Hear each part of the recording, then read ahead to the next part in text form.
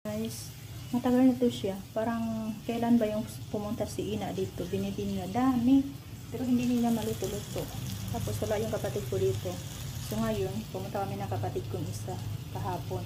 So nahirapan kami paano kami wala kulang yung budget. Tapos kanin. Nakakaluto naman sa rice cooker. Pero wala silang kalan. Dinala ng kapatid ko yung dalawang rice cooker. Sabi ko sa isa, paano ka mabubuhay dito? Wala kang kalan. Ay kikihalubilo sa rice cooker, makasamahan nila. Pero, itong, ito, hiram na talaga ng kalan, bumili na ng tangke. Sabi ko, ubusin ko yung ayan, para kahit wala kang ulam, wala kang pera, may maulam ka na, tangos, yan, bulad. Masarap kaya to guys. Kaya lutuin ko na lang yan lahat, may mantika pa konti. Nakakaano talaga. Siya lang naman.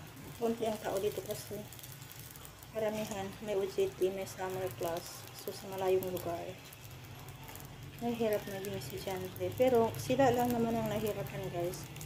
Kasi sa iba or yung mga time namin noon, hindi naman kami nahihirapan sa boarding, ganyan. Sa bagay, free kami lahat. Tapos may tagaluto sa amin. Ayun.